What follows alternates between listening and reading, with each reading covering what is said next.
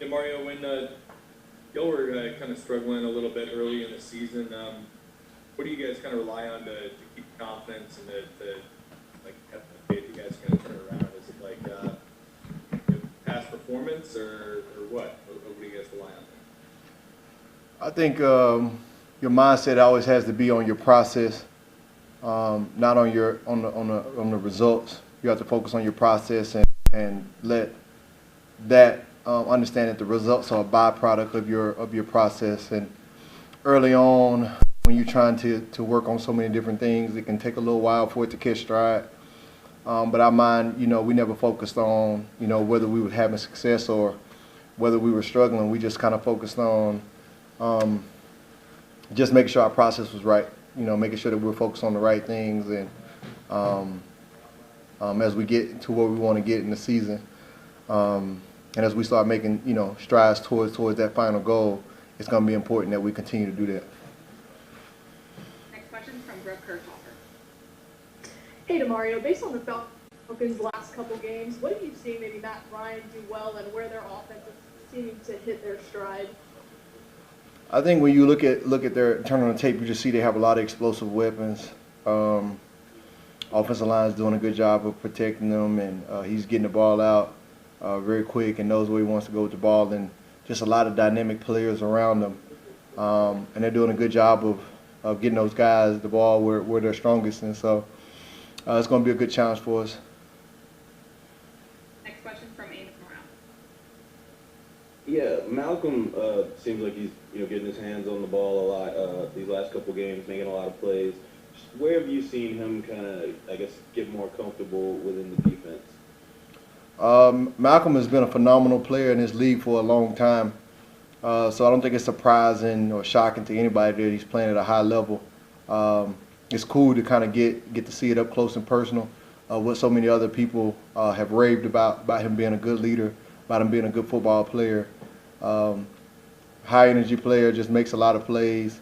The coaches can count on him to do a lot. Having him in the defense just makes us better, and so definitely not shocked at the success that he's having and the level that he's playing at. I think to go where we want to go, we're going to need him to continue to play at that same high level. Next question's from Andrew Dope. Yeah, I know it's a very broad question. What do you think, whoever it is that plays quarterback, and it might be a mix of both between Jameis and Taysom this week, what do you just think about the opportunity that both players have? I know at the end of the day, the coaches do a good job, put us in the best situation to win. I think they've done a good job of bringing in all the right guys and for us to have those on the roster. I think it's a good situation. Either one of those guys that's in the game, they're going to give us the best chance to win. And so I think it's a great opportunity for them. But at the end of the day, it comes down to us being able to play good complementary football. It's not one phase of the ball that has to play at a high level. It's all three phases, and that's what we're going to have to do regardless of who's back there. And so I'm definitely excited about the opportunity we have to put that on display again. Next question's from Nick Underhill. What does it say about the leadership of this team? Just the last couple of years, you guys have endured some injuries that I think would probably take a lot of teams out, and the list is pretty star-studded, but it doesn't really seem to affect you guys too much, and you can always overcome it. Like, what does that just say about the locker room? It speaks a lot about the organization, the type of guys that they bring in the building, the type of culture that they work to build, and the leadership that we have in the locker room at all different position groups, at all different levels. And I think when you have the right culture, you're able to do that, to know no matter who's in the game, you're going to get their best effort, and it's going to be somebody that's going to go in and do their job at a high level. But also the camaraderie and the chemistry of always being in sync with one another.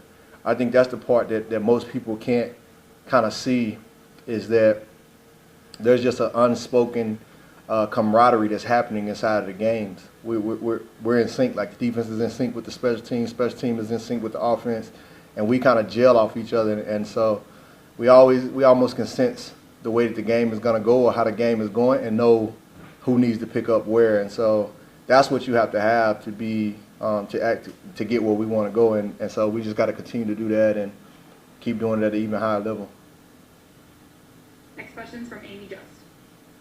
Yeah, off the field question from me. Y'all are more than halfway through the roundtable discussions on the intersectionalism that Black women face. What have been some of your takeaways from those roundtable conversations that you've had with people? That's a great question. I think the biggest overall theme is understanding that a lot of times African American women are left out of the conversation, and understanding the things that they go through as individuals and collectively. A lot of times we talk about racism and addressing the needs of the African American community, and it doesn't necessarily trickle down to specifically to Black women. And a lot of times we talk about sexism and the issues that women face, and a lot of times Black women are left out of that conversation also, and they have a lot of unique things and disparities that are just to them, being Black and being female. And so just being able to understand, whether that's in education, whether that's in healthcare, whether that's in police brutality, and all the issues and injustices that we are addressing, making sure that we take time to focus on the unique groups, particularly we talking about this unique group when you're looking at racism and sexism in the same, where it intersects, making sure that you're taking time to focus on those specifics. And so I think I've been educated, we've been educated as a team, and hopefully the community has been educated more on something that we probably haven't paid attention to as much as we should have before. And if we do that better, then we're better for it. Next one's from Luke Johnson. Mario, when you were talking about process earlier, does that allow the team to not overreact to like a bad game, bad play, that sort of thing, if you just kind of focus on the smaller details? Yeah, I think when you have your process right, you never get too high, you never get too low. Sometimes you can have unbelievable success, but you go right back to your process. Sometimes you can get put in a situation or something that you weren't expecting and didn't go your way, but you just focus on your process. And I think when you have your process right, you know where you need to tweak, you know what's right, you know if the ball just didn't bounce your way. And I think when you look at the history of the Saints, especially the past 3-4 years, when you look at the consistency of winning, it tells you a lot about the process. And it's a reason why the team is able to play at that high of a level consistently, is because the process is right. Last one's from Andrew Gill.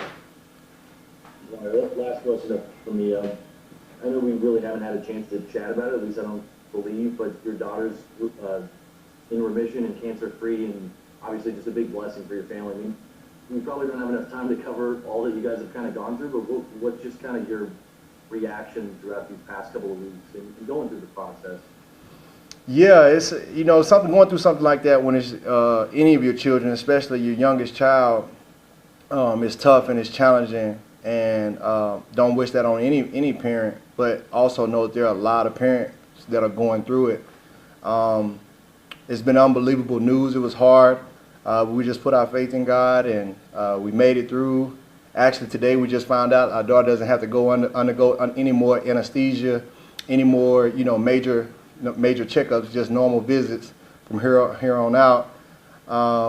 So it's just been blessing on top of blessing, and nobody wants to go through something like that, but we were glad that if somebody had to go through it, that it was us, because we know we have such a tremendous platform, and being able to use that platform to bring awareness to retinoblastoma, which is a very rare form of cancer. For instance, we told our pediatrician about this 2 or 3 times and showed him pictures of our daughter's eye and even let her look at it, but it's just not enough research for pediatricians to pick it up quickly. Only 300 children get it per year, and so it's so rare that many parents miss it. And so if it causes parents just to do a little bit more checkup, a little bit more follow-up, if they notice something in the eyes of their children, then we could be better for it. And if we can bring more awareness to it, that we can get more funding for research, I think it can help a lot of other families. And so nobody wants to go through that, but we're a family that just believes that God allows everything to happen for a reason, and we're going to always turn adversity into something positive, and that's what we want to do, is use our platform to bring more awareness of it.